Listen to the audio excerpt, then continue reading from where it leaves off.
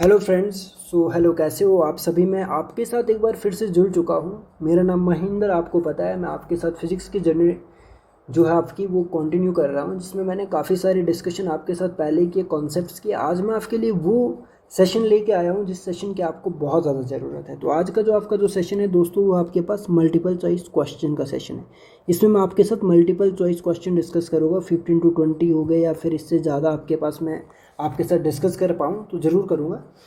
तो आप लोग जुड़े रहे हमारे साथ, और आप इस सेशन को उन सभी स्टूडेंट के साथ शेयर कर सकते हैं जो अभी हिमाचल प्रदेश का जो नॉन मेडिकल टीजीटी का जो कमीशन आने वाला है उसके लिए प्रिपरेशन कर रहे हैं। इलेक्ट्रोस्टैटिक की जर्नी मैंने कंटिन्यू की है, जिसमें मैंने कुछ कॉन्सेप्ट अपने लास्ट वीडियोस में कवर किया। अगर आपने अभी तक नहीं देखे तो हमारे आप प्लेलिस्ट में देख सकते हो। मैंने वहाँ पे प्लेलिस्ट स्पेसिफिकली प्लेलिस्ट आप लोगों के लिए क्रिएट की गई है। So today I will discuss with you all the multiple choice question of that concept, right. So now आज सबसे पहले डिस्कशन करेंगे हम मल्टीपल चॉइस क्वेश्चंस की। तो आप लोग जुड़े रहे और बिल्कुल हेल्पफुल होगी आपके लिए ये वाली सीरीज। अगर आप बिल्कुल नए हैं हमारे चैनल पर तो हमारे चैनल को लाइक सब्सक्राइब हमारी वीडियोस को लाइक करें, चैनल को सब्सक्राइब करें और बेल आइकन ज़रूर दबाएं ताकि आपके पास हमारी नोटिफिकेशन सबसे पहले पहुंचे। So now without extra discussion मैं आप लोगों के साथ डायरेक्ट डिस्कशन करूँगा अपने क्वेश्चंस की, क्योंकि मुझे पता है इसमें बहुत ज़्यादा टाइम लगने वाला है। तो आप फोकस बनाइएगा और चीज़ों को समझिएगा। बाकी तो आप समझदार होगी किस तरह से आपको चीज़ें कंटिन्यू करनी है, राइट। सो नाउ तो सबसे पहले मैं यहाँ पे डिस्कशन आपके साथ स्टार्ट करता हूँ। पहला क्वेश्चन मेरे पास ये क्वेश्चन नंबर 16 यहाँ पे है। इसमें हमारे पास क्या बात हो रही है, इसमें सबसे पहले क्वेश्चन को अगर आप पढ़ते हो, क्वेश्चन में ये आपके पास क्लियर हो जाता है कि when distance between two charge particle is half the coulomb force between them becomes. अगर आपके पास कोई दो चार्ज है, मान लो आपके पास चार्ज है चार्ज 1 और चार्ज 2, इनके बीच में जो आपके पास डिस्टेंस है वो है हाफ, तो इनके बीच में कितना फोर्स लगेगा, ठीक है। तो इसमें आपको पता होना चाहिए कि आपके पास ये जो आपके पास अगर हाफ डिस्टेंस है, दो चार्जेज है, तो अगर इनके बीच में आपको इन जनरल फोर्स कितना होता है, फोर्स होता है Q1 Q2 अपॉन आर का स्क्वायर 1/4 पाई एप्सिलॉन नॉट, तो आपको पता ही है, ठीक है। अब आर की वैल्यू आपके पास क्या है दोस्तों, ये आपको पता है। आर की वैल्यू आपके पास है ये जो 1/4 पाई एप्सिलॉन नॉट होता है के होता है Q1/Q2 अपॉन आर की वैल्यू आपके पास हाफ है। इसका मैंने स्क्वायर कर दिया। अगर इसको आप सॉल्व करते हैं तो ये आपके पास अप्रोक्सीमेट 4 टाइम्स आ जाएगा। इसको सॉल्व कर सकते हो यहाँ से आगे, तो ये तो मैंने बता दिया प्रोसेस, ठीक है। तो पहला क्वेश्चन ऐसे सॉल्व हो जाता है। अब बात करते हैं दूसरे क्वेश्चन की। दूसरा क्वेश्चन हमारे पास क्या है, क्वेश्चन नंबर 17, जिससे मैं यहाँ पे आपके सामने दिख रहा है। इसमें आपको कहा गया है कि अगर आपके पास कोई दो चार्जेज है, ठीक है, आपके पास अगर कोई दो चार्जेज है, अगर डिस्टेंस मान लो हमारे पास चार्ज 1 है और चार्ज 2 है, इनके बीच में हमारे पास डिस्टेंस इन्होंने बोला डी डिस्टेंस पे दोनों चार्जेज को रखा है। एंड कूलम फोर्स उस टाइम पे, जिस टाइम पे इनको डी डिस्टेंस पे रखा है, तो कूलम फोर्स आपके पास है के इन दोनों के बीच में, ठीक है।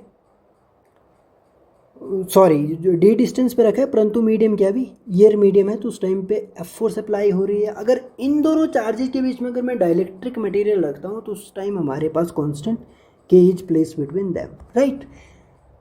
एंड देन हमारे पास कूलम फोर्स कितना होगा जब हम लोगों ने यहाँ पर इन दोनों चार्जेस के बीच में एक डाइलेक्ट्रिक मटेरियल रखा होगा। सो पहली कंडीशन आपको क्या दी, पहली कंडीशन आप लोगों को दी है दोस्तों कि आपके पास एफ इज इक्वल टू के Q1 Q2 अपॉन डी का स्क्वायर। अब के की वैल्यू तो लिखनी पड़ेगी, क्योंकि अभी ईयर की कंडीशन जब होती है, जब ईयर आपके पास होता है तो उस टाइम आप लिखते हैं 1/4 पाई एप्सिलॉन नॉट। जो ये एप्सिलॉन नॉट है ये आपकी ईयर वाली कंडीशन को बताता है। और दूसरी कंडीशन मान लो एफ डैश कब, जब आपने डाइलेक्ट्रिक मटेरियल इन दोनों के बीच में रखा हुआ है, तो उस टाइम के लिए आप 1/4 पाई और यहाँ पे के की वैल्यू दी है एप्सिलॉन नॉट की जगह आप के लगाओगे और Q1/Q2 अपॉन डी स्क्वायर। अब इन दोनों को एफ और एफ डैश को आप अगर डिवाइड करोगे एफ अपॉन एफ डैश, ये आपके पास कुछ ऐसी कंडीशन बनी, ठीक है। या फिर आप इस तरह से कर सकते हैं कि मान लो ये आपके पास 1 है, ये आपके पास 2 है, ठीक है, इक्वेशन 1 और इक्वेशन 2। तो इन दोनों को अगर आप डिवाइड करते हो तो इक्वेशन 1 में क्या आपके पास 1/4 pi epsilon not Q1 Q2 upon D का स्क्वायर मल्टीप्लाई बाई, ये तो कर रहे हैं, आता होगा आप लोगों का ना, इतना मैं मान के चलूँ कि इतनी सी मैथ्स तो आप सॉल्व कर ही लेते होगे। अब यहाँ पे क्या आ जाएगा 4 पाई के और D square upon Q1 Q2, यहाँ से ये कैंसिल, 4 पाई से 4 पाई कैंसिल, और हमारे पास एक मिनट, यहाँ पे 4 पाई एप्सिलॉन नॉट यहाँ भी आएगा, ठीक है, 4 पाई एप्सिलॉन नॉट, और साथ में हमारे पास के दिया हुआ है इन लोगों ने, तो यहाँ पे 4 पाई एप्सिलॉन नॉट से एप्सिलॉन नॉट कैंसिल, और यहाँ पर डी स्क्वायर से डी स्क्वायर कैंसिल, तो हमारे पास एफ अपॉन एफ डैश जो हमारे पास बचा वो कितना बचा, वो बचा हमारे पास इज इक्वल टू के। अगर यहाँ पे अगर हम लोग देखेंगे एफ डैश की अगर वैल्यू निकालेंगे तो यहाँ पे क्या हो जाएगा, एफ डैश की वैल्यू निकालनी इधर चला जाएगा, तो एफ डैश हमारे पास आएगा एफ अपॉन के, आ गया। तो यहाँ पर हमारे पास option number A right answer है। आया समझ? सो नाउ नेक्स्ट, अब नेक्स्ट हमारे पास 18 क्वेश्चन है। 18 क्वेश्चन में हमारे पास क्या बोला है कि आपके पास दो चार्जेज है, ठीक है, दो चार्जेज है Q1 एंड Q2, और सेपरेशन इनके बीच में जो सेपरेशन है वो है R। Q1 बोला और Q2 बोला, इनके बीच में जो सेपरेशन है वो R है। एंड देन कहा है कि the force acting between them is given by this, जो इनके बीच में जो फोर्स लग रही है वो फोर्स इन्होंने पहले बता रखी हो, कितनी फोर्स लग रही है, F इज इक्वल टू के Q1 Q2 अपॉन R का स्क्वायर। एंड पूछा है कि द के कांस्टेंट डिपेंड्स अपॉन, जो के कांस्टेंट है किस पे डिपेंड करता है, इसके बारे में पूछा है। अब जो ये के कांस्टेंट होता है दोस्तों, जो यहाँ पे फॉर्मूले में आपके पास, जैसे कि आप लोगों ने पढ़ा होगा, जो आपके पास के होता है ये किस चीज़ पे डिपेंड करते हैं, इन्होंने पूछा हुआ है कि only on the system of unit, system of units पे डिपेंड नहीं करता है, only on the medium between charges, एक ही है, only on medium between charges, और लिखा हुआ है एक और ऑप्शन लिखा है इन लोगों ने, एक और ऑप्शन क्या लिखा है कि both on A and B and neither A nor B, ना ही ए पे डिपेंड करता है और ना ही बी पे डिपेंड करता है। तो सोचो जरा इसका आंसर क्या हो सकता है आपके अकॉर्डिंग, क्या सोच पा रहे हो आप क्वेश्चन नंबर 18 का आंसर?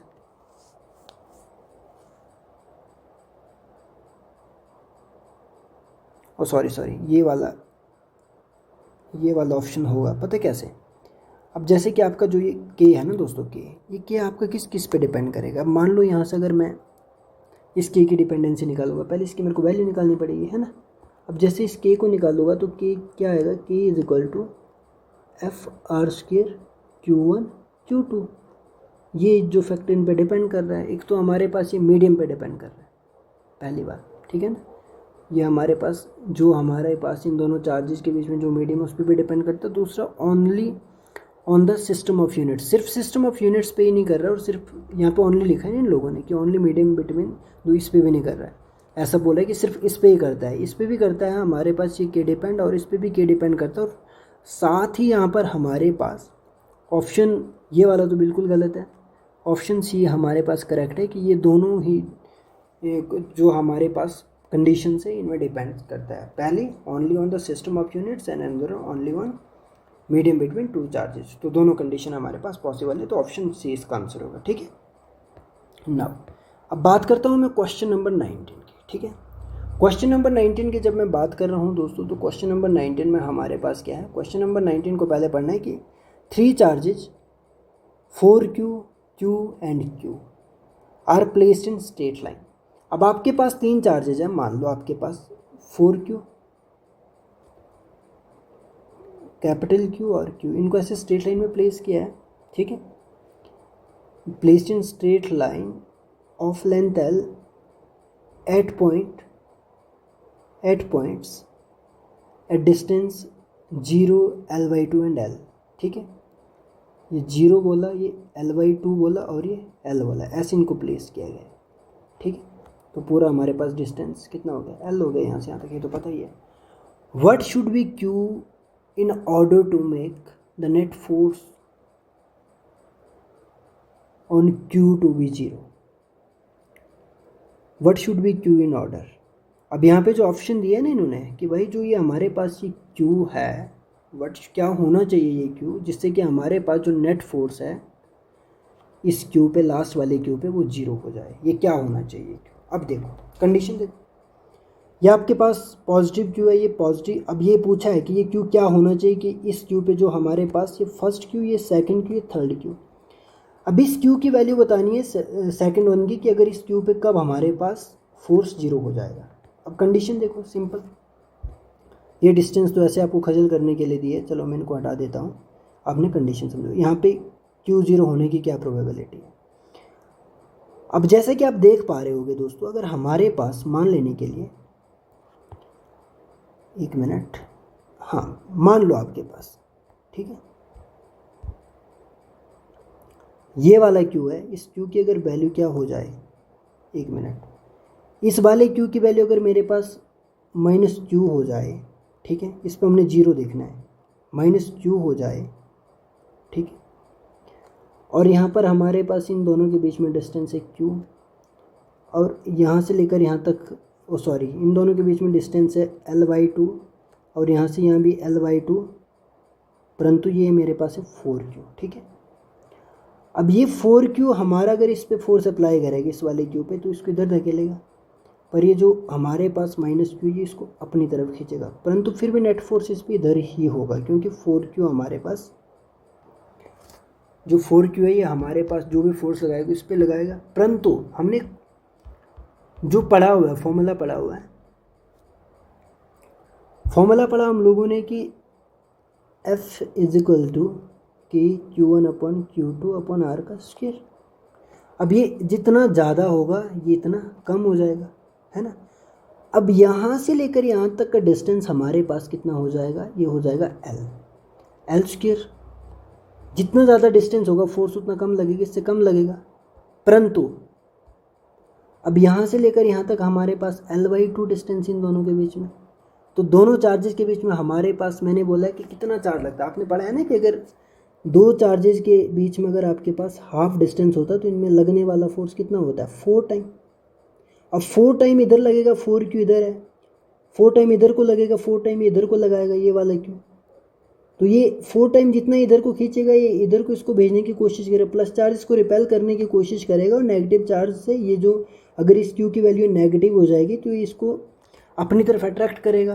तो यहाँ से हमारे पास वैल्यू, अगर Q की वैल्यू अपन नेगेटिव Q रखेंगे तो यहाँ पे प्रोबेबिलिटी है हमारे पास जो नेट फोर्सेस Q पे 0 होने की। तो मेरे अकॉर्डिंग यहाँ पर ये ए आंसर आपका सही होगा, क्योंकि ये रखोगे तो पॉसिबल नहीं है, ये रखोगे तो पॉसिबल नहीं है, ये रखोगे तब तो पॉसिबल ही नहीं।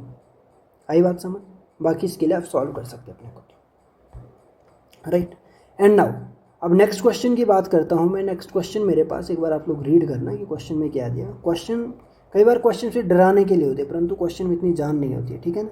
तो क्वेश्चन से डरना नहीं है, सबसे बड़ी बात तो ये होती है। अब क्वेश्चन नंबर 20 में हमारे पास लिखा क्या है, इसमें लिखा गया है कि an electron fall from the rest through a vertical distance h, ठीक है, the vertical distance h in a uniform and vertically upward directed electric field, ठीक है। The direction of electric field is now reversed, keeping its magnitude the same. The proton is allowed to fall from rest in through the same vertical distance h.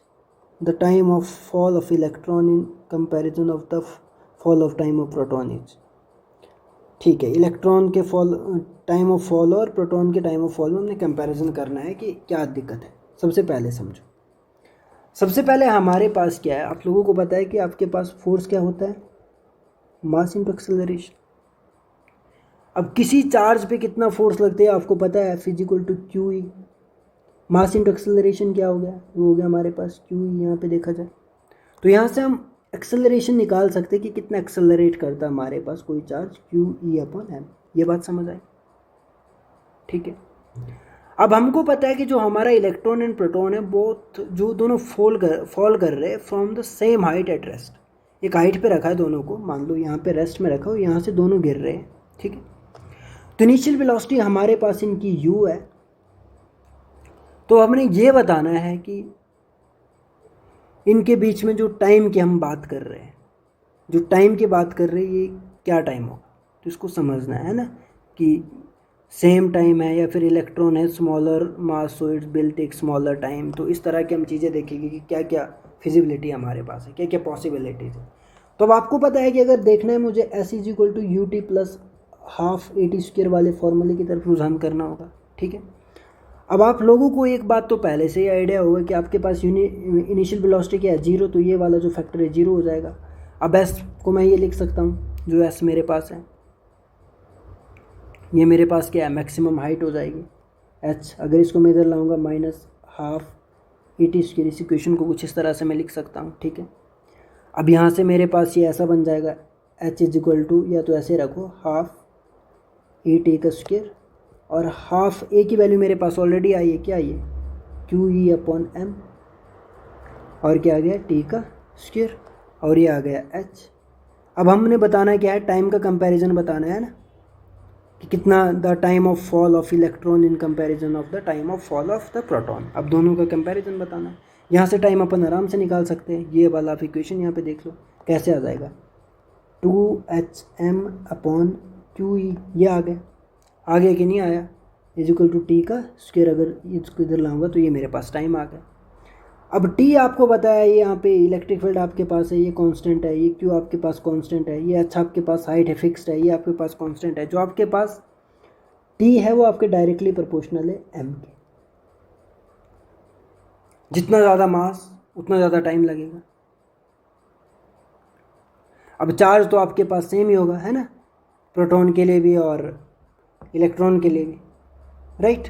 तो ना, अब बात हम क्या करते हैं, बात हमारे पास टी इज़ डायरेक्टली प्रोपोर्शनल हमारे पास किसके, √m के। तो यहाँ पर हमें सीधे सीधे पता लग रहा है कि जो हमारे पास इलेक्ट्रॉन का मास कम होता है किसके कंपैरिजन में, प्रोटॉन के कंपैरिजन में।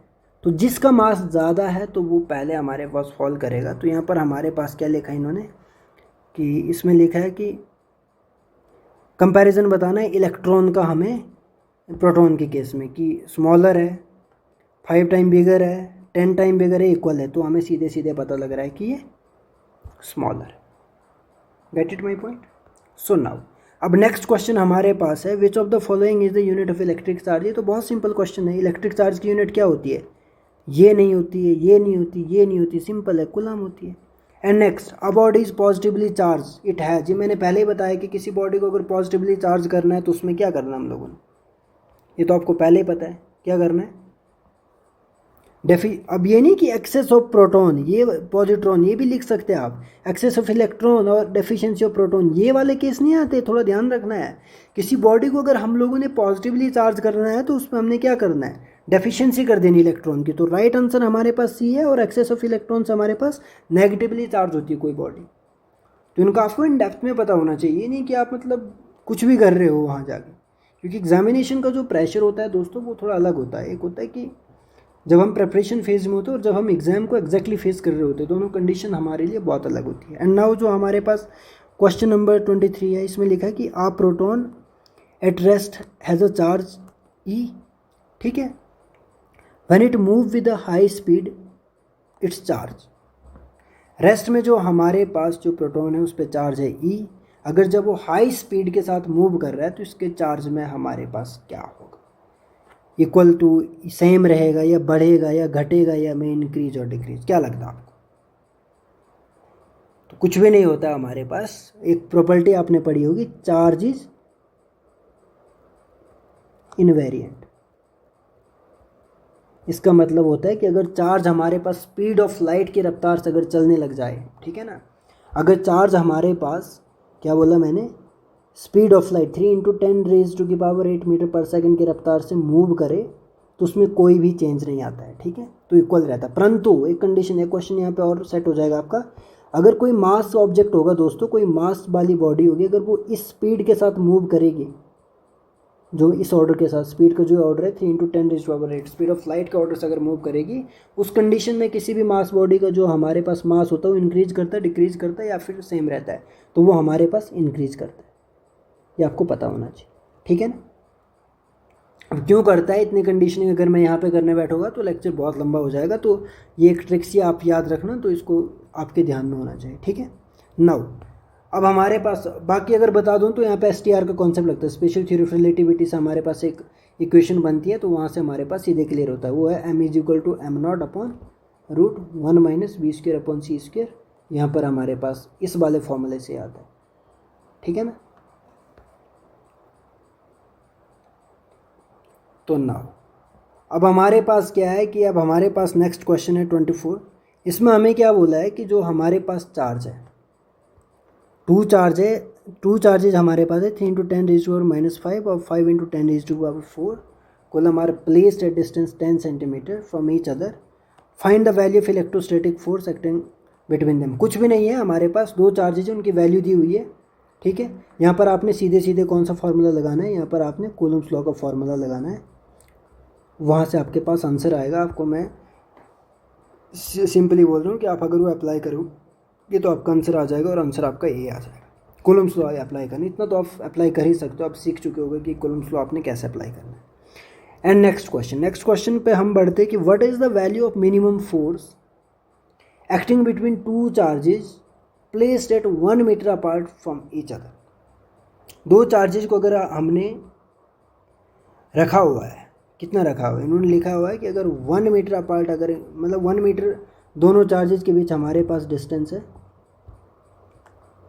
तो कम से कम कितना फोर्स अप्लाई होगा. आपको पता है कि कम से कम फोर्स कितना एग्जिस्ट करता है हमारे यूनिवर्स में. एक इलेक्ट्रॉन पे होता है, तो 2 इलेक्ट्रॉन को यहाँ रखो, तो अब यहाँ पे आप फोर्स निकालो, कितना हुआ ke². अगर यहाँ पे 1 है तो 1 का स्क्वायर, तो कितना आ गया ke². आया कहीं ऑप्शन में? ऑफ कोर्स आ गया, ये वाला ऑप्शन है. सिंपल, बहुत बेसिक क्वेश्चन है दोस्तों. आपको थोड़ा ध्यान देना पड़ेगा और ऑटोमेटिकली आपके आंसर करेक्ट होने लग जाएगा अगर आप थोड़ा ध्यान दोगे तो. ठीक है, नाउ क्वेश्चन नंबर 26 पे अगर हम आते हैं. क्वेश्चन नंबर 26 है कि a glass rod acquired charge by rubbing it with silk cloth, the charge on glass rod is due to. इन्होंने क्या कहा कि आपका जो ग्लास रॉड है, charge by rubbing it with silk cloth, the charge on glass rod is due to. जब आप कोई क्या बोलते हैं, ग्लास रॉड अगर रब करते हैं किसी सिल्क क्लॉथ के साथ, तो दो आपकी जो सिल्क रॉड है उस पर जो चार्ज आता है वो कैसे आता है, किस वजह से आता है? फ्रिक्शन से आता है, कंडक्शन से आता है, इंडक्शन से आता है और रेडिएशन से. रेडिएशन जैसा तो कॉन्सेप्ट ही नहीं होता है पहली बात. इंडक्शन का मतलब होता है कि कोई दो बॉडी भी एक दूसरे के साथ टच किया, हमारे पास अगर चार्ज एक दूसरे को देती है, तो विदाउट कॉन्टैक्ट अगर हमारे पास कोई दो बॉडी एक दूसरे को चार्ज देती है तो उसे इंडक्शन कहते हैं. जब दो बॉडी को एक दूसरे के साथ टच करवाते हो तो उस टाइम हमारे पास कंडक्शन होता है. अगर दो बॉडी को रब करवाते हैं हम लोग तो उस टाइम हमारे पास फ्रिक्शन होता है. तो यहाँ पर सीधे सीधे बात आ रही है कि यहाँ पर जो हमारे पास है फ्रिक्शन कम टू इन प्ले, राइट. सो नाउ अब क्वेश्चन नंबर 27 की तरफ बढ़ते हैं. क्वेश्चन नंबर 27 में क्या लिखा हुआ है? क्वेश्चन नंबर 27 में बात कर रहे हैं हमारे पास कि find the thickness of dielectric material. Dielectric material की थिकनेस हमें फाइंड करनी है which has relative permittivity epsilon R when two charges experience the same force as in air by या डिस्टेंस आर. इसमें सिंपल है, कुछ भी नहीं हमारे पास करना है. अगर हमारे पास कोई दो चार्जेज है, ठीक है, थोड़ा स्पेस मैं यहाँ पे बनाता हूँ, मेंटेन करता हूँ, 1 मिनट. क्वेश्चन नंबर 27 है ना, तो 1 मिनट रुको, मैं एक शीट लेता हूँ, 1 मिनट.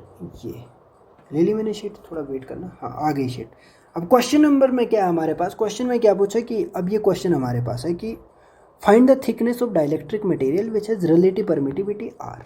ठीक है, रिलेटिव परमिटिविटी हमारे पास मटेरियल की आर है when two charges experience the same force as in air by a distance R. ठीक है, पहले तो ईयर की बात करता हूँ मैं, एफ ईयर की बात कर रहा हूँ. तो यहाँ पर मेरे पास सिंपल क्या आ गया, 1/4 pi epsilon not charge one upon charge two upon R का स्क्वायर. Equation number 1. दूसरा, किसी मीडियम की बात कर रही है, डाइलेक्ट्रिक मीडियम की ही बात हो रही होगी ऑफ कोर्स. हाँ, थिकनेस बतानी है ना. क्या आ गई, 1/4 पाई एप्सिलॉन नॉट और एप्सिलॉन आर Q1/Q2. और मेरे पास डाइलेक्ट्रिक मटेरियल की ये बात करें तो डाइलेक्ट्रिक मटेरियल के केस में मैंने जो डिस्टेंस ले लिया उसमें जो थिकनेस की बात कर रहा हूँ T². ठीक है, अब मुझे पता है अकॉर्डिंग टू क्वेश्चन इन्होंने कहा है कि F air is equal to F medium. अब दोनों को अगर थोड़ा देखूंगा, 1/4 pi epsilon not charge on charge two upon R का square is equal to 1/4 pi epsilon nought epsilon R charge on charge two upon T का square. यहाँ से ये कैंसिल, यहाँ से ये कैंसिल, यहाँ से ये कैंसिल, यहाँ से ये कैंसिल, हमारे पास बच क्या रहा है, 1/r का स्क्वायर. ठीक है, और इधर से क्या बच रहा है हमारे पास, इधर से हमारे पास बच रहा है सिग्मा आर और 1/t का स्क्वायर. अगर अब इसको देखा जाए तो हमारे पास t की वैल्यू क्या आ जाएगी, थिकनेस जैसे मैंने कहा है, t की वैल्यू हमारे पास आ जाएगी यहाँ से जब इसको आप सॉल्व करोगे तो सॉल्व करने के बाद टी की वैल्यू आपके पास आएगी r/√ε/r। ये आप सॉल्व करना है, यहाँ से सीधे सीधे बन रहा है, तो यहाँ पर कहीं बन रहा है यस। ऑप्शन कौन सा ऑप्शन आ रहा है? Option number D. होपफुली अगर आप इन क्वेश्चंस को प्रॉपरली अगर लगाते हो, देखते हो, तो आपको ये डेफिनेटली हेल्प करेगी जिस तरह से सॉल्व होता है। नाइस। तो ना अब हम आगे कैरी करते हैं। अब हमारे पास क्वेश्चन नंबर 28 आ गया है। क्वेश्चन नंबर 28 में कह दिया हमें कि what will the value of electric field at the centre of electric dipole. Dipole का कॉन्सेप्ट बताया है, बहुत अच्छे से बताया है। ये आपके पास डायपोल है, नेगेटिव चार्ज और पॉजिटिव चार्ज, इनके बीच में डिस्टेंस 12 लेते थे, तो सेंटर पे कितना आपके पास इलेक्ट्रिक फील्ड होगा ये पूछ लिया डाइलेक्ट्रिक।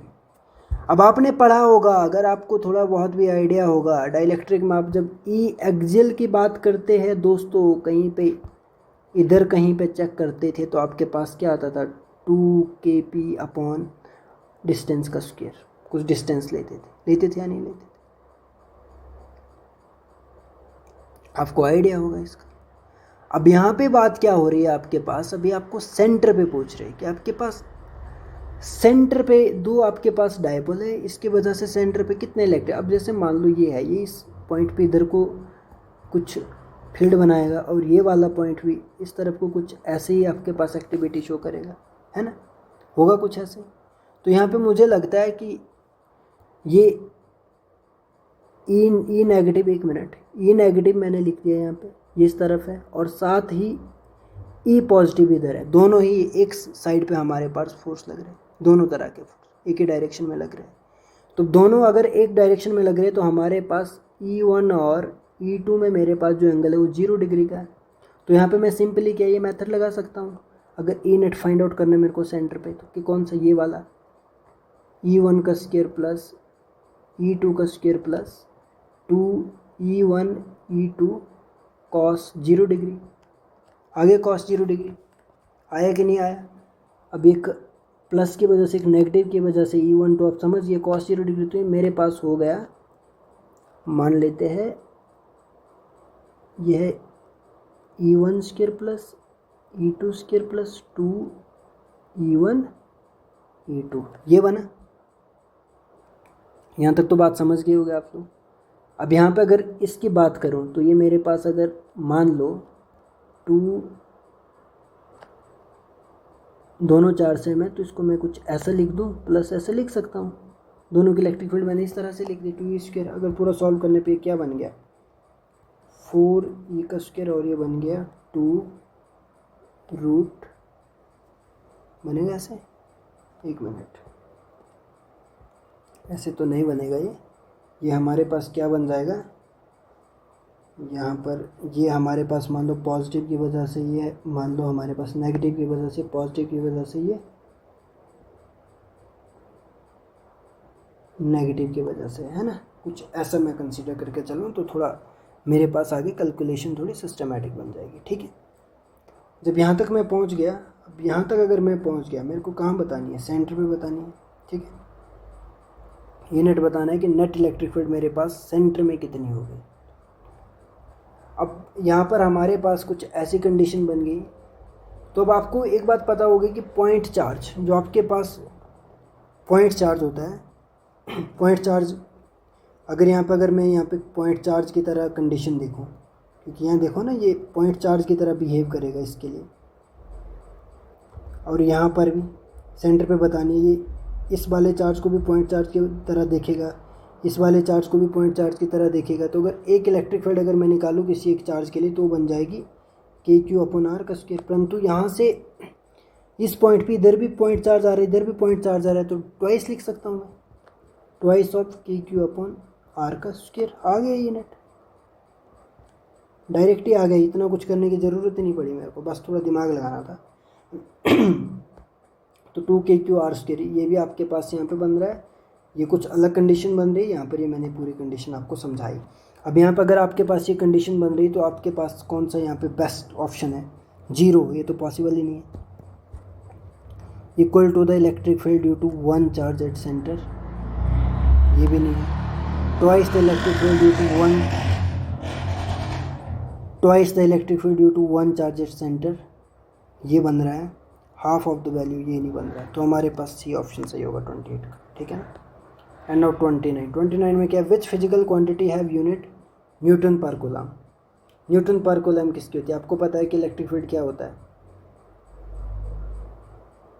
क्या होता है electric field, force upon Q not होता है, आपको पता होगा। तो इसकी क्या होती है आपके पास, न्यूटन, और इसकी कूलम होती है। तो न्यूटन पर कूलम किसकी आती है, इलेक्ट्रिक फील्ड भी, ठीक है।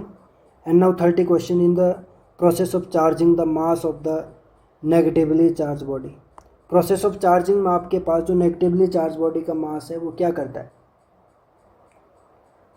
अब जब आपके पास चार्जिंग के टाइम कोई बॉडी अपना चार्ज ट्रांसफ़र करती है, ठीक है। प्रोसेस ऑफ चार्जिंग के टाइम में आपकी जो नेगेटिवली जो चार्ज होता है वो बॉडी क्या बोलते हैं, गेन कर रही होती है। तो आपकी बॉडी चार्ज हो रही होती है, तो इलेक्ट्रॉन को गेन कर रही होती है। तो आपको पता है कि जब भी आपका चार्ज आपका ट्रांसफ़र होता है तो उस टाइम आपके पास मास भी आपका ट्रांसफ़र होता है। तो अगर गेन हो रहा है तो आपको ऑब्वियसली पता है कि यहाँ पे आपके सॉरी डिक्रीज नहीं इंक्रीज करेगा, 30 का ही आ जाए। आपके पास अगर नेगेटिव चार्ज किसी बॉडी पे आता है तो बॉडी चार्ज हो जाती है, तो आपके पास क्या हो जाएगा, mass of the negatively charge body आपके पास इंक्रीज हो जाएगा, है ना।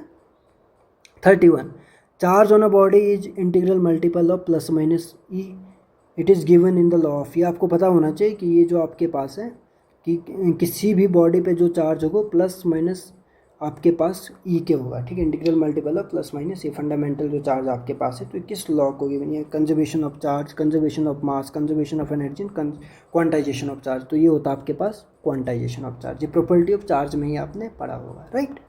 सो now next question number 32। Question number 32 में हमारे पास बात आती है इलेक्ट्रिक फील्ड इंटेंसिटी की। सारी चीज़ें मैंने पहले कॉन्सेप्ट आपको बता रखे दोस्तों, अगर आपने कॉन्सेप्ट नहीं देखे एक बार कॉन्सेप्ट देखो, जैसे कॉन्सेप्ट आप एक बार गो थ्रू करोगे ना, ये क्वेश्चन सारे के सारे निकल जाएंगे। Electric field intensity due to a short dipole remain directly proportional to r is the distance of a point from center of dipole।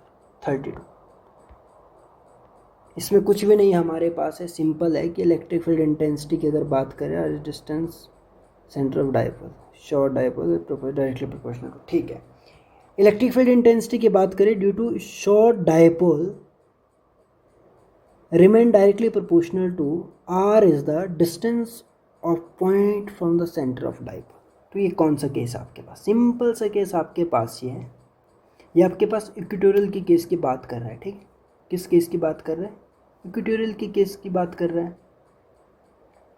इसमें बताना है कि आप लोगों को 32 क्वेश्चन है ना, 32 क्वेश्चन में आपके पास क्या कंडीशन बता रहा है। अब आप लोगों ने अगर पढ़ा होगा, ठीक है, अब इसमें अगर आपने पढ़ा होगा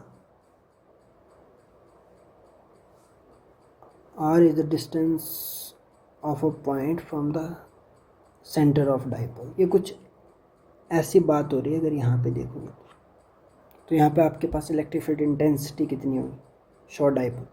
तो यहाँ पे आपको पता है अगर आपके पास ई एक्जेल जो आपके पास है वो कितना होता है, ई एक्जेल होता है आपके पास 2 kpr3।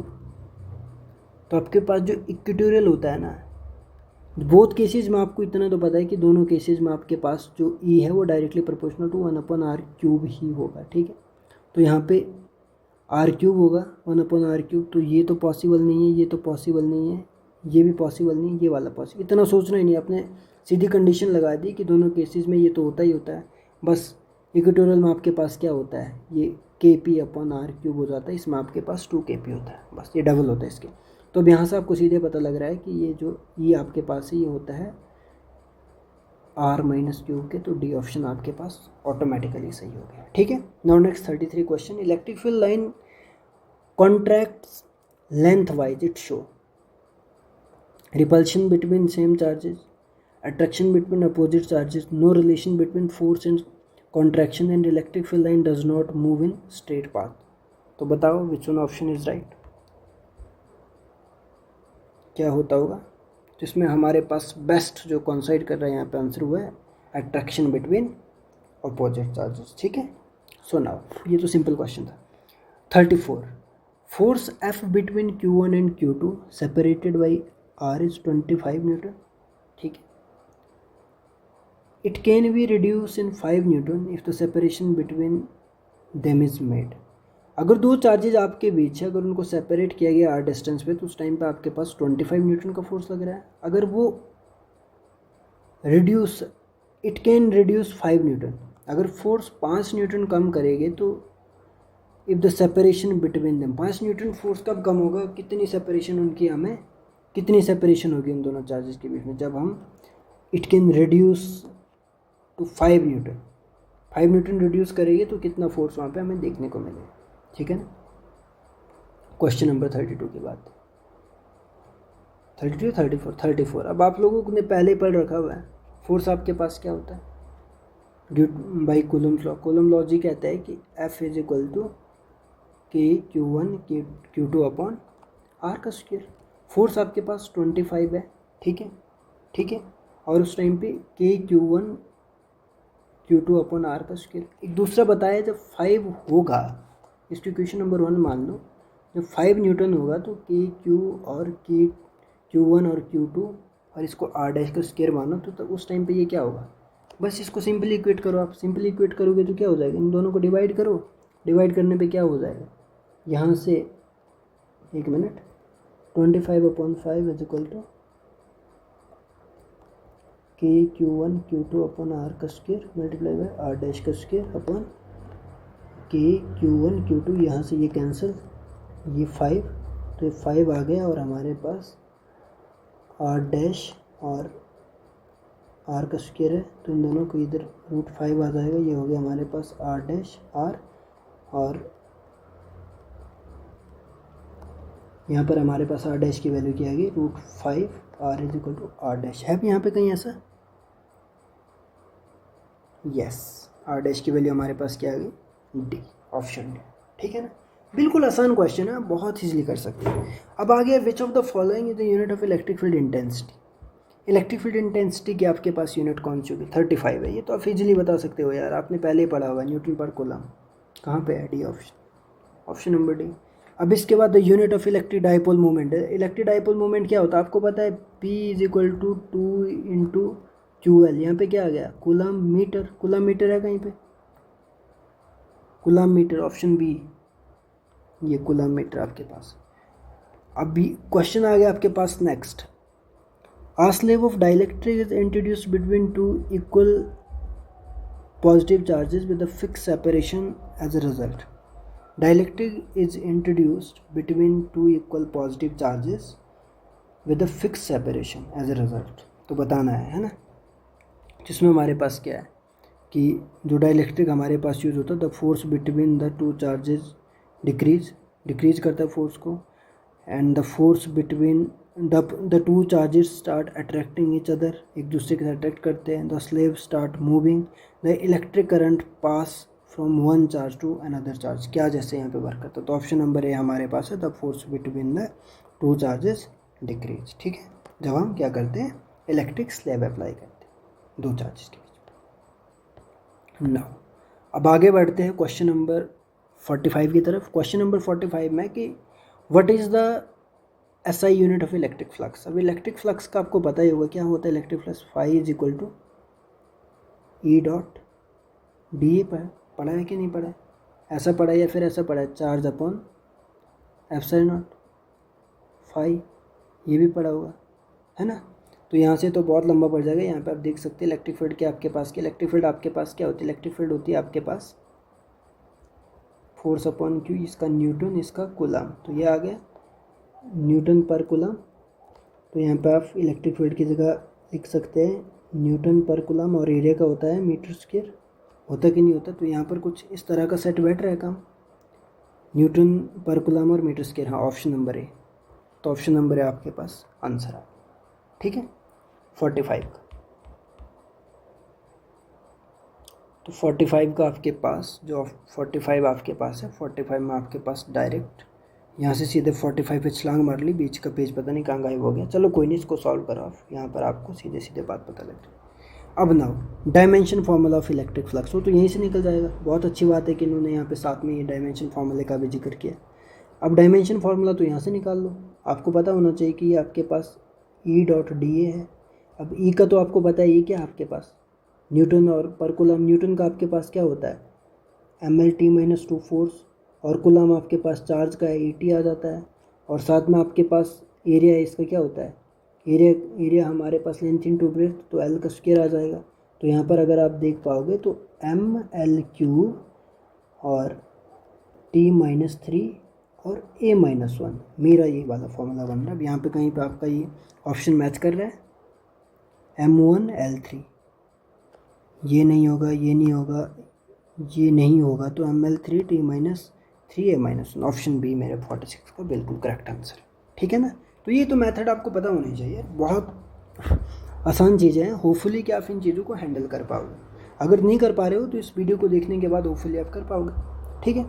अब question number 47, which of the following statement is not true about Gauss law. Gauss law के बारे में कौन सी स्टेटमेंट आपके पास ट्रू नहीं है। Gauss law is true for any close surface, यहाँ मतलब बोला है नॉट ट्रू, ये आपको पता है Gauss law true for any close surface, ये क्लोज सरफेस के लिए ही अप्लाई होता है। ठीक है ना, क्लोज सरफेस के लिए अप्लाई करते हैं। And the term Q on the right side of Q law of Gauss law include the sum of all charges enclosed by the surface. ठीक है, 47 का है, तो ये भी आपके पास करेक्ट है, ये भी आपके पास करेक्ट है, ऐसी भी ये कंडीशन ये भी है। Gauss law is not much useful in calculating electrostatic field when the system has some symmetry. एक ही और एक, Gauss law is based on the inverse square dependence on distance continue coulomb's law. D, इन्होंने क्या बोला, which of the following is not true about, ये वाला C option हमारे पास ऑप्शन है, ये ट्रू नहीं। Gauss law is not much useful calculating electrostatic field, भाई कर सकते हैं हम, क्यों नहीं कर सकते हैं। इन्होंने कहा कि नॉट मच यूजफुल, तो ये हमारे पास statement is not true about Gauss law, ये वाली ट्रू नहीं है, तो ये हमारे पास ऑप्शन आएगा, ऑप्शन नंबर सी 47। ठीक है। Now 48, the surface considered for Gauss law is called, जो हमारे इसमें एक सरफेस कंसीडर की जाती है, क्या बोलते हैं, न्यूमेरिकल सॉल्व करने के लिए, तो क्लोज सरफेस तो नहीं होती, वो स्फेरिकल सरफेस भी नहीं होती, प्लेन सरफेस भी उसे गॉसियन सरफेस कहते हैं। ये आपको पता होना चाहिए, बेसिक चीज़ है। 49 में आ गया, charge on a conducting metal sphere is present. जो आपके पास कंडक्टिंग मेटल होते हैं उसमें आपका जो चार्ज होता है दोस्तों, वो on the surface of sphere होता है। ठीक है, तो इसमें ऑप्शन नंबर ए आपका सेट बैठता है। इसमें आपको पहले यहाँ बता दूँ, साथ में अगर बात चली है तो इस बात को यहाँ पर डिस्कस कर लेता हूँ। आपके पास वैसे 3 कंडीशन होती है, 2 कंडीशन होती है दोस्तों, या तो आपके पास कोई होलो या फिर कोई आपके पास सॉलिड। ठीक है, मान लो आपके पास स्फीयर है, स्फीयर आपके पास या तो सॉलिड होगा या तो होलो होगा। अब होलो में भी आपके पास 2 तरह के होंगे, एक होगा आपके पास नॉन कंडक्टिंग, एक होगा आपके पास कंडक्टिंग। ठीक है, और इधर भी आपके पास एक होगा कंडक्टिंग, एक होगा नॉन कंडक्टिंग। तो ये 3 केस में हमेशा याद रखना आपने, होलो हो या सॉलिड हो, कंडक्टिंग, नॉन कंडक्टिंग और सॉलिड कंडक्टिंग में ऑलवेज आपके पास जो चार्ज होता है वो हमेशा ऑन द सरफेस पे होता है, on the surface of sphere. ठीक है ना, ये याद रखना है क्योंकि पूछा जा सकता है, इस तरह का कॉन्सेप्ट है, ये कभी भी आ सकता है। होलो में आपके पास नॉन कंडक्टिंग स्फीयर हो, कंडक्टिंग स्फीयर और सॉलिड कंडक्टिंग स्फीयर हो, इन तीनों केसेस में आपके पास जो चार्ज होगा वो always on the surface of sphere होगा। तो इस बात का आपको पता होना चाहिए, राइट। नाउ तो यहाँ पर 49 में ऑप्शन नंबर ये भी हो गया, ये भी होगा 50। अब 50 में क्या है कि charge Q is kept in a sphere of 5 centimetre first, then it kept in the cube of 5 centimetre, the out going flux will be. Flux की बात कर रहे हैं यहाँ पर, ये फ्लक्स की बात कर रहे हैं, तो आपको पता ही होगा कि अकॉर्डिंग टू गॉस लॉ आपके पास जो इलेक्ट्रिक फ्लक्स है वो क्या होता है। अब आपके पास इन्होंने बोला है कि charge Q is gift in a sphere of 5 centimetre. ठीक है, first, then it gift in a cube of side 5 centimetre, the out going flux will be. Flux की वैल्यू आपको पता ही है, अगर आप फ्लक्स देखोगे, इन्होंने कहा है कि अकॉर्डिंग टू गॉस लॉ हमारे पास, अब जैसे कि इन्होंने लिखा कि more in case of sphere, more in case of cube, more in same in both case and information incomplete. अब आपको पता है कि ये आपके पास क्यूब है, फर्स्ट क्या लिखा इन्होंने स्फीयर और दूसरा क्या लिखा क्यूब। आपको पता है कोई भी इनक्लोज बॉडी आपके पास अगर उसके अंदर चार्ज की उससे फ्लक्स कितना आता है।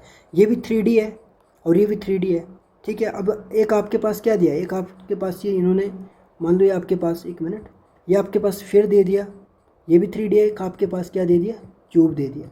अब इन दोनों में देखो अगर चार्ज है इसके अंदर, ठीक है, गिफ्ट इन लिखा है ना, इन स्फीयर यहाँ पे लिखा कि इसके अंदर है इन स्फीयर और इन क्यूब, तो उस कंडीशन में क्या होगा आपको पता है क्या होता है, कितना चार्ज होता है, फ्लक्स कितना होता है। फ्लक्स की बात करें, फ्लक्स होता है चार्ज अपन एप्सिलॉन नॉट, दोनों में ही। तो यहाँ पे कहीं है सेम इन बोथ केस। तो 50 में आपको सीधा सीधा लग रहा है कि सेम इन बोथ केस, ठीक है। नाउ 51, आज फिर enclose is in electric dipole within it, एक स्फीयर है उसके अंदर आपके पास इलेक्ट्रिक डायपोल है। The total flux across the sphere, अब फ्लक्स के अक्रॉस कितना स्फीयर होगा आपके, मतलब कितना आपके पास फ्लक्स होगा। अगर आपके पास कोई स्फीयर है, इन्होंने कहा कि अगर आपके पास कोई स्फीयर है, एक मिनट, 51 है ना, तो मैं एक शीट ले लेता हूँ यहाँ से, ठीक है, तो शीट पे समझाऊंगा। अब इन्होंने कहा कि आपके पास कोई स्फीयर है, इस स्फीयर में आपने क्या लिया, डायपोल लिया। डायपोल में होता है आपके पास नेगेटिव और पॉजिटिव। तो पूछा है कि अगर ये आपके पास दो चार्ज इसके अंदर है तो फाई कितना होगा। ऑफ कोर्स आपके पास नेट चार्ज कितना है, जीरो, तो फ्लक्स पे कितना हो जाएगा, जीरो, क्योंकि फ्लक्स क्या होता है, Q inside upon epsilon not. Q inside कितना है, प्लस माइनस नेट चार्ज देखा जाए तो जीरो, तो हमारे पास फाई हो गया जीरो। ऑप्शन में है कहीं पे जीरो, यस, ऑप्शन नंबर ए हमारे पास करेक्ट हो गया इसके लिए, सिंपल। आई बात समझ। तो भाई बहुत इंटरेस्टिंग चीज़ें हैं, मैं पूरा कंप्लीट करने वाला हूँ, आप बस टिके रहना, डटे रहना और सेशन को एंड तक छोड़ना मत, पूरा कवर हो जाएगा इसमें। अब ना आपके पास एक और कंडीशन आ गई कि आज फिर encloses an electric dipole within it the total flux. ये तो मैंने ऊपर बता दिया आपको ना, ये वाला ऊपर ये डिस्कस कर लिया। 51 52, a charge Q is placed at a centre of cube, what is the electric flux passing through one of its faces. अब बात क्या कर रहे हैं कि आपके पास, अब थोड़ा इसका ध्यान देना है कि क्वेश्चन क्या है, क्वेश्चन में बहुत डिफरेंस होता है कि आपके पास अगर ये क्यूब है, इसके अंदर आपके पास क्यू चार्ज है, तो पूछा है कि अब इसके किसी एक फेस से कितना फ्लक्स आपका पास करे, एक फेस से। तो एक फेस के, अब आपको पता है कि क्यूब में टोटल कितने फेस होते हैं, एक दो, ऊपर वाला 3, बैक साइड वाला 4 और फ्रंट साइड वाला 5 और डाउन वाला 6, तो 6 हमारे पास है, ठीक है। टोटल कितने हैं, 6। अब एक से अब हमें पता है कि हमारे पास फ्लक्स होता है क्यू अपॉन एप्सिलॉन नॉट। तो यहाँ पर हमारे पास इनसाइड चार्ज है, तो एक फेज से बोल रहे तो हमारे पास हो जाएगा 5 is equal to Q inside upon 6 epsilon naught. Option number A बिल्कुल सही हो जाएगा 52 के लिए, है ना। तो होल क्यूब के लिए ये था, तो एक के लिए हमारे पास 6 एप्सिलॉन नॉट हो जाएगा, ये वाला। एंड नेक्स्ट हमारे पास 53 है। 53 में हमारे पास क्या बोल रहा है, 53 में बोल रहा है कि अकॉर्डिंग टू गॉस लॉ, अब गॉस लॉ तो आपने पढ़ा है, electric field at infinitely long straight wire is proportional to, long straight wire के लिए अगर आपने पढ़ी होगी इलेक्ट्रिक फील्ड तो उसकी वैल्यू क्या होगी 53। तो इसमें आपको सीधे सीधे पता है कि उस टाइम पर आपके पास इलेक्ट्रिक फील्ड की वैल्यू क्या होती थी, E is equal to 2k lambda by R होती थी। तो यहाँ पर 1/r का है कैंसिल, कोई ऑप्शन है, डी ऑप्शन आ गया, ऑप्शन नंबर डी आपके पास इजीली आ गया। 54 की बात करो, 54 में है कि a charge Q microcoulomb is placed at a centre of cube, ये उसकी क्या बोलते हैं लेंथ है क्यूब की।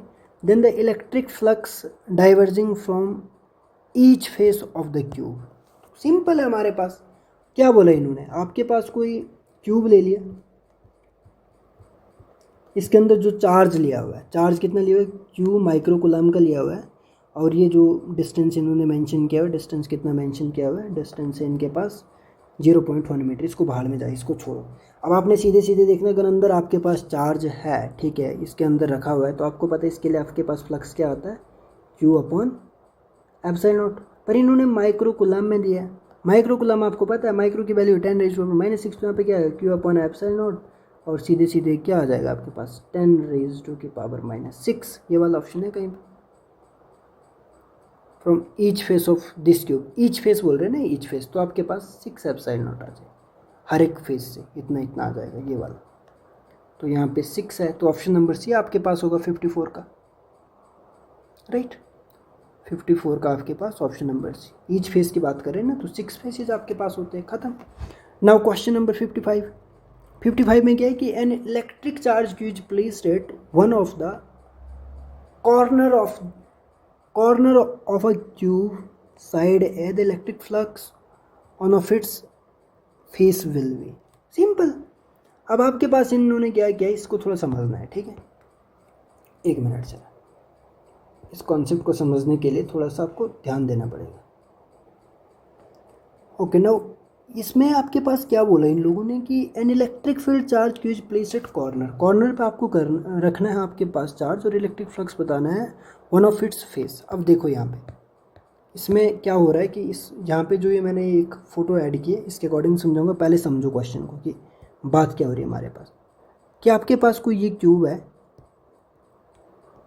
तो इसके कॉर्नर पे आपने रखना है। जब भी आपको कॉर्नर पे रखना होता है तो इस चार्ज को आपने क्या करना है कि सेंटर में लाने की कोशिश करनी है। जब तक सेंटर में आएगा तो फिर आपके पास जैसे एक 3D क्यूब तरह ये फॉर्म हो जाएगा ना, फिर आपके पास ईजिली आप आराम से कैलकुलेट कर सकते हो सब कुछ, ठीक है। अब यहाँ पे आओ, लाइक जो ये मैंने डायग्राम बनाया, अब जैसे ये क्यूब है, एक मिनट, ये क्यूब है, ठीक है, ये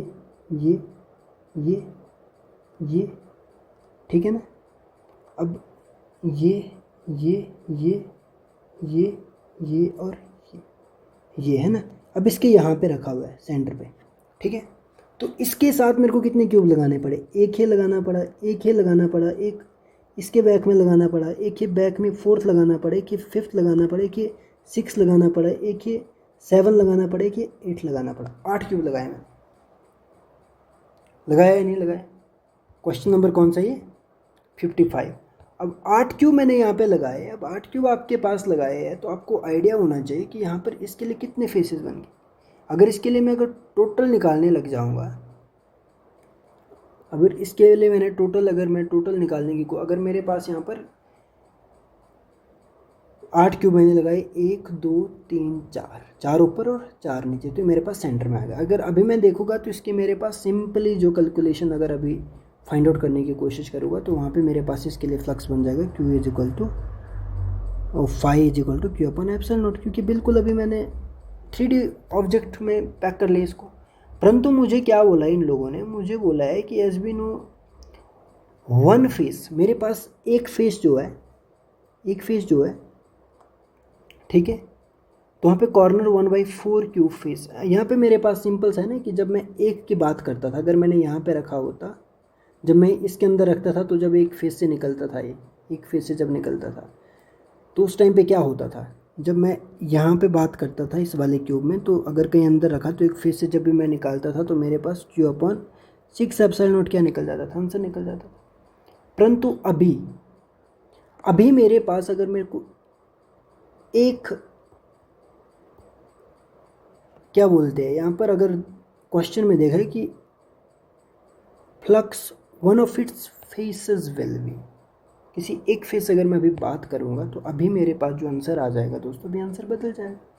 अभी आंसर आएगा मेरे पास Q/24 एप्सिलॉन नॉट, क्योंकि अब आप खुद देखो ना टोटल कितना है आपके पास।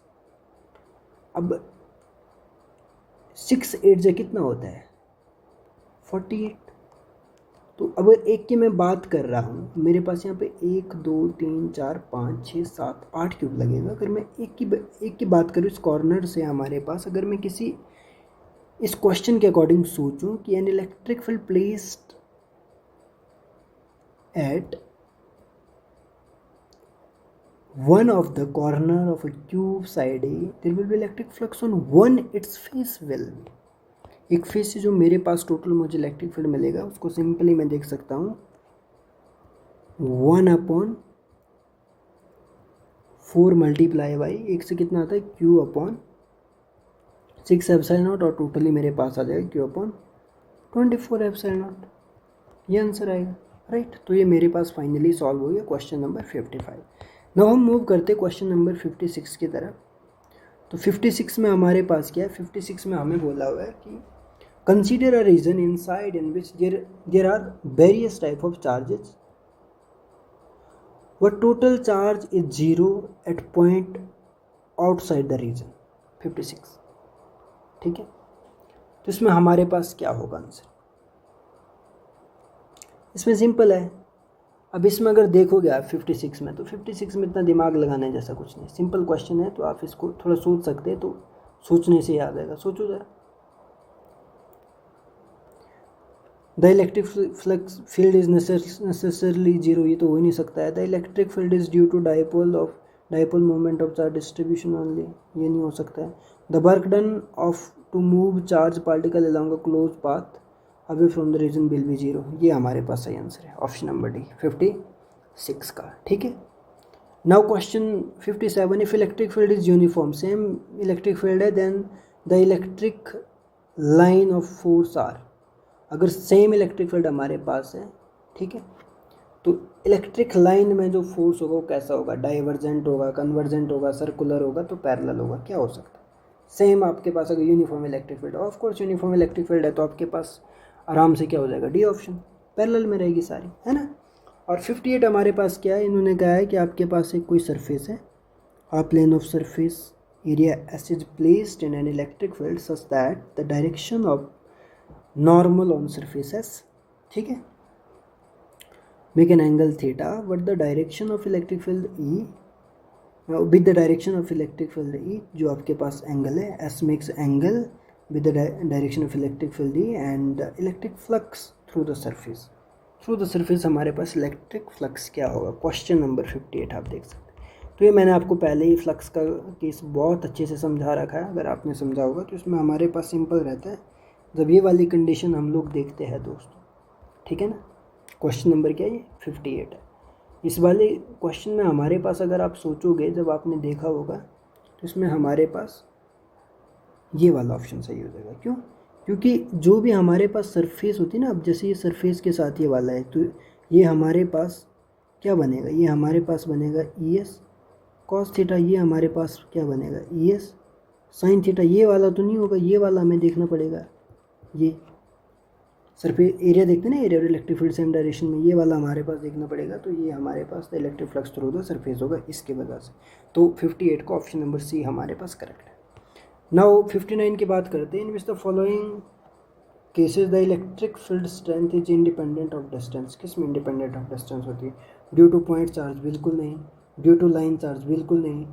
ड्यू टू स्फेरिकल चार्ज, बिल्कुल नहीं। Due to infinite flat sheet of charge, इसमें होती है। ये मैंने पढ़ाया आप लोगों को, अगर आपने देखा होगा, लास्ट लेक्चर इस पर ही बनाया हुआ पूरा, स्पेशल केस भी बोला था मैंने। देखो यहाँ पे सिंगल वो आपके लिए मल्टीपल चॉइस क्वेश्चन बन गया, तो ये आपके पास करेक्ट आंसर है, राइट। एंड नाउ क्वेश्चन है आपके पास, a cylinder of radius R and length L is placed, cylinder है आपके पास जिसकी रेडियस आर है और length L is placed in uniform electric field E parallel to cylinder, right, and parallel to cylinder axis, the total flux through the surface of the cylinder, cylinder के surface से हमारे पास कितना flux यहाँ पे मिलेगा? C option हमारे पास। ये क्या कहना चाह रहा है? इसने हमारे साथ क्या कंडीशन, यहाँ पे कंडीशन क्या लगाई? क्वेश्चन नंबर 60 को आप देखो प्रेम से, तो आपको समझ आ जाएगा। एक बार थोड़ा अपना दिमाग लगाओ, बाकी मैं तो आपको समझाऊंगा ही समझाऊँ।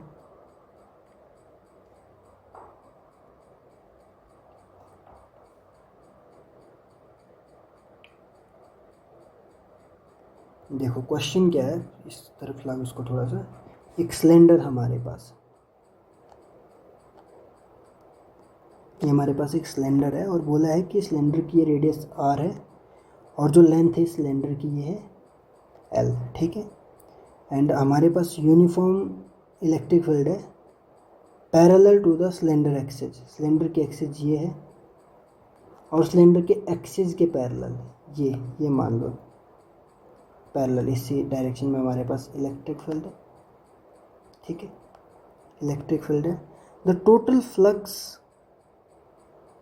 Through the surface of the cylinder, surface cylinder की सरफेस से, ये सरफेस है सिलेंडर, ये दोनों, अब आप लोगों को पता होगा ये दोनों अगर सरफेस के आपके पास सिलेंडर है, आपने पढ़ा ही होगा, क्या पूछा है, फ्लक्स आपसे पूछा है, ठीक है। तो यहाँ से आपके पास एरिया वेक्टर, या आपके पास एरिया वेक्टर, ऊपर को आपके पास इलेक्ट्रिक फील्ड, तो दोनों के बीच में 90 डिग्री है, दोनों के बीच में 90 डिग्री। अब आपको पता है फ्लक्स क्या होता है, ई डॉट डी ए, तो ये क्या हो गया, E D A cos 90 degree, cos 90 degree, cos 90 degree 0, तो आपके पास option number D correct answer. Simple है ना, इसमें कोई कॉम्प्लिकेशन नहीं है, बस कॉन्सेप्ट आपका होना चाहिए, आपके क्वेश्चन निकल जाते हैं। तो पहले ही बोला हुआ है, जिस स्टूडेंट के कॉन्सेप्ट है, जिस स्टूडेंट ने कॉन्सेप्ट अच्छे से समझे, उसे कोई दिक्कत नहीं आने वाली है, ठीक है ना। अब 61, a hemispherical surface of radius R is placed its cross section perpendicular to the uniform electric field, यहाँ पे देख लो as shown in figure, the electric flux through the surface, इस सरफेस से कितने इलेक्ट्रिक फील्ड हो, 61 का देखो।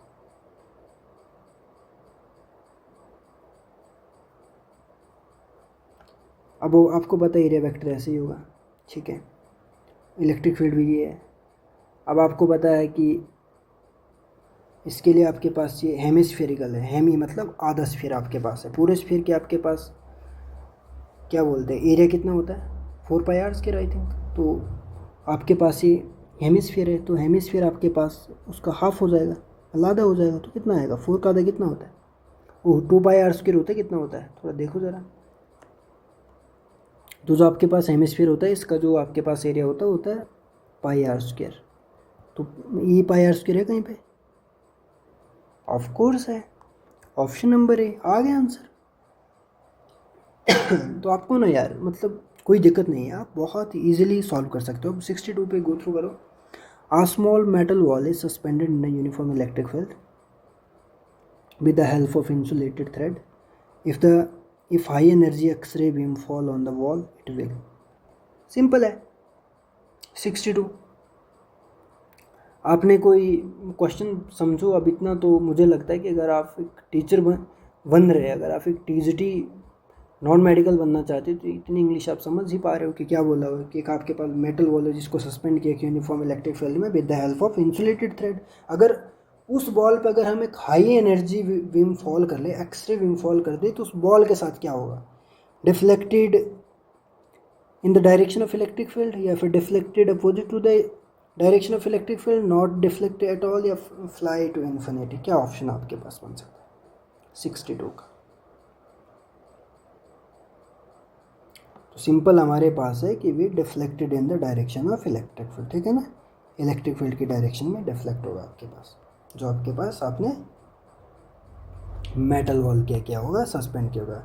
अब deflected in the direction of electric field क्यों होगा, क्योंकि आपके पास जो मेटल वॉल है, जो एक्सरे बीम है, उसकी डायरेक्शन में उसको क्यों करे। अब आपको ये भी पता होना चाहिए कि डायरेक्शन ऑफ इलेक्ट्रिक फील्ड में आपके पास अगर कोई चार्ज अगर आपके मूव कर रहा है, तो आपको पता होना चाहिए उसकी कैसे चार्ज होगा, पॉजिटिव, इसके अपोजिट कैसे होगा, नेगेटिव, है ना, ये आपको पता होना चाहिए।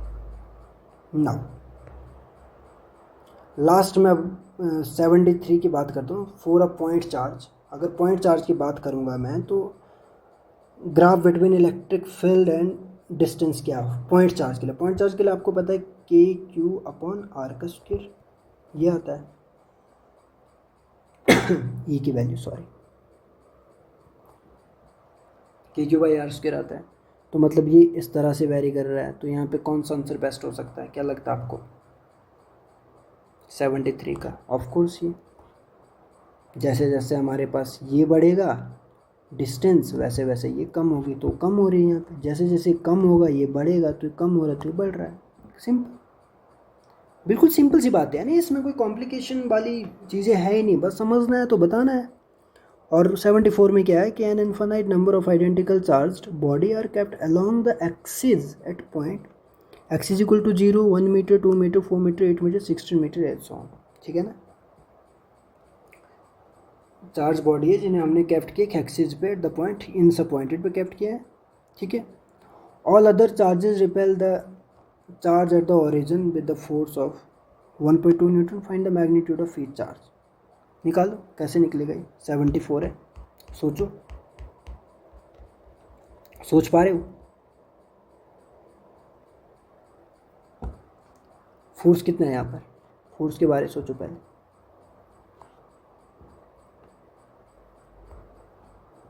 फोर्स है आपके पास 1.2 न्यूटन का, ठीक है।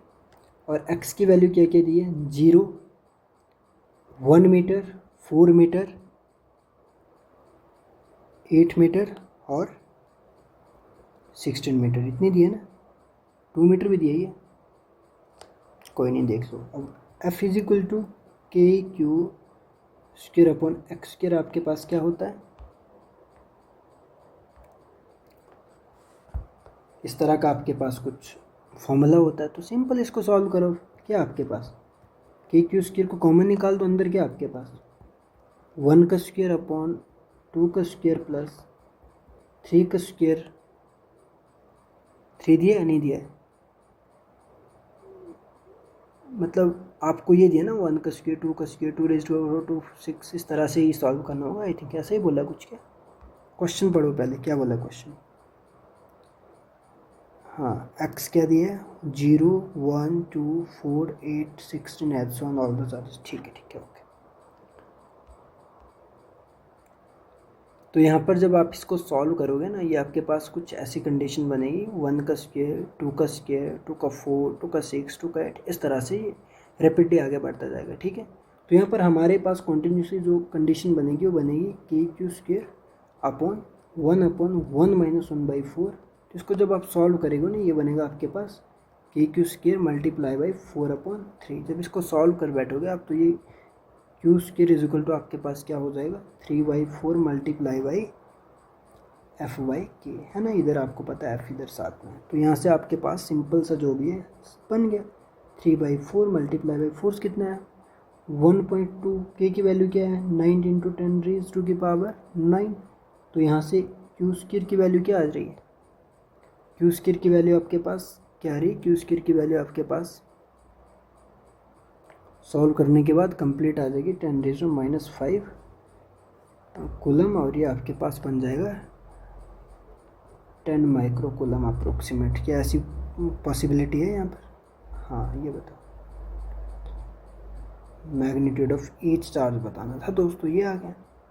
If the net electric flux through a close surface is 0 then we can refer. अगर आपके पास नेट इलेक्ट्रिक फ्लक्स किसी क्लोज सरफेस में 0 है, तो इसमें से कौन सी पॉसिबिलिटी, CBSE का क्वेश्चन है। No net charge enclosed by the surface, uniform electric field.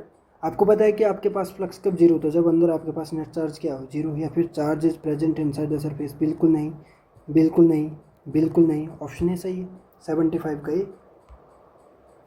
And 76 का क्या है, if electric dipole placed in a non uniform electric field and it can experience. ये मैंने आपको बताया भी था, आपका PYQ है। इलेक्ट्रिक फील्ड, इलेक्ट्रिक डाइपोल को अगर प्लेस्ड करेंगे नॉन यूनिफॉर्म इलेक्ट्रिक फील्ड में, तो क्या कंडीशन है इसमें 76।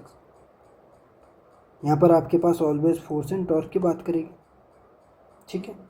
और 77 a point charge is situated at the axial point for a small electric dipole at a large distance from it, the charge experience force F. If the distance of charge is double, the force acting on charge will be 77। क्या होगा, question को समझो। Question में कुछ नहीं लिखा है, simple सी story बताई है, और सिंपल सी स्टोरी को सेम ऊपर जैसे मैंने सॉल्व किया वैसे ही सॉल्व करना है। यहाँ पे डाइपोल देखना है, तो इसको जैसे आप उस मेथड से कम्प्लीटली सॉल्व करेंगे, तो इसका जो आपके पास अल्टीमेटली जो फाइनल आंसर बनेगा 77 का, ये बनेगा दोस्तों आपके पास ऑप्शन नंबर डी, ये वाला। And electric flux emerging out from 1 coulomb charges, 1 coulomb charge, तो ये आ जाएगा 78 का, सिंपल है ना। मतलब इतना डिफ़िकल्ट मेरे को तो नहीं लग रहा है, बाकी आप देख लेना यार, क्योंकि बहुत आसान पेपर भी इसी रेंज में आता है। ऐसा तो है नहीं कि कोई बड़ी बड़ी बातें वो पूछते हैं, सिंपल पूछते हैं। An electric dipole consisting of charge plus Q negative Q separated by distance R is kept symmetrically at the centre of imaginary sphere R is greater than R, ठीक है। Another point charge Q is kept also the centre of the sphere and it net electric flux coming out the bill sphere. ये मैंने पहले बता रखा हुआ है कि आप स्फीयर का केस पढ़ो, स्फीयर का केस पढ़ोगे तो वहाँ से आपके पास बन जाएगा, ये ऑप्शन आपके पास याद है 79 का, बी ऑप्शन, ठीक है ना। अब इसके बाद आपके पास एक क्वेश्चन और आता है, क्वेश्चन नंबर 81। इसमें है कि the electric flux through a close Gaussian surface depends upon. जो इलेक्ट्रिक फ्लक्स है क्लोज गॉसियन सरफेस में जो आप देखते हैं वो किस पे डिपेंड करता है। ऊपर ही बात की हुई है अभी कि net charge in close and permittivity of medium, बिल्कुल भी नहीं, बिल्कुल नेट चार्ज इन क्लोज, हाँ सॉरी नेट चार्ज पे डिपेंड करता है ये फ्लक्स के अंदर कितना नेट चार्ज है आपके पास, enclose and permittivity of medium. इस पे net charge enclose, permittivity of medium and size of the Gaussian surface, बिल्कुल भी नहीं, साइज पे तो डिपेंड ही नहीं करता है। नेट चार्ज इनक्लोज ओनली, नहीं, सिर्फ उससे ही नहीं करता, करता तो पर सिर्फ उससे ही नहीं। Permittivity of medium only, medium नहीं, इन दोनों से ही करता। ऑप्शन नंबर ए आपके पास आंसर। सो आई थिंक मैंने जितने भी क्वेश्चन आपको कराए 1 का मैंने आपके साथ वीडियो डिस्कस किया, तो होपफुली आपको समझ आया होगा। इस डिस्कशन से आपको कोई ना कोई हेल्प ज़रूर होगी अगर आप सिस्टमेटिक वे में इस पूरी सीरीज़ को अगर फॉलो कर रहे थे तो मैंने यहाँ पर जितना भी आपके साथ ऊपर मैंने जितने भी कॉन्सेप्ट आपके साथ डिस्कस किए थे दोस्तों, सभी कॉन्सेप्ट के रिगार्डिंग मैंने आपके साथ आज फाइनली ये क्वेश्चन आंसर का सेशन किया। मैंने आपको बताया भी था, बोला भी था कि मैं आपके साथ एक क्वेश्चन आंसर का सेशन भी ज़रूर करूँगा, तो मैंने फाइनली अपनी बात जो आपके साथ करी थी वो फाइनली डन कर दी। अब इसके बाद नया सेगमेंट जो भी स्टार्ट करूँगा सेम ऐसे कॉन्सेप्ट डिस्कस करूँगा, एंड देन उसके बाद मैं आपके साथ जो डिस्कशन करूँगा वैसे ही क्वेश्चन के डिस्कशन करूँगा। क्योंकि क्वेश्चन जब आपसे होने लगेंगे, जब आप क्वेश्चन में थोड़ा टाइम बिताओगे तो you will definitely feel confident, like आपको आइडिया लगेगा कि हाँ एग्ज़ाम को हम इजीली हैंडल कर सकते हैं। सो आपको कैसे लगा हमारा सेशन, लाइक और कमेंट करके ज़रूर बताना दोस्तों। तो अपने दोस्तों तक भी ज़रूर पहुंचाना जो भी प्रिपरेशन कर रहे हो, साथ ही टेट की प्रिपरेशन कर रहे हो या किसी भी कंपटीशन की प्रिपरेशन कर रहे हो जिसमें फिजिक्स का कोई भी सेगमेंट आपको ज़रूरी लगता है कि फिजिक्स आपके सिलेबस में, तो ये सेशन आप बहुत ईजिली देख सकते हो जिसमें मैंने काफ़ी सारे डिस्कशन किए।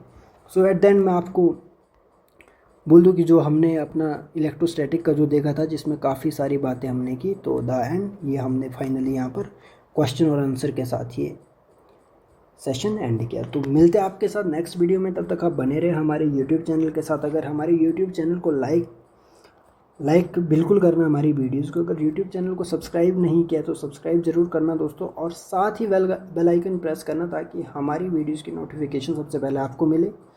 सो मिलते हैं नेक्स्ट वीडियो में, तब तक बने रहे हमारे YouTube चैनल के साथ। सो बाय बाय, तो मिलते हैं नेक्स्ट वीडियो में।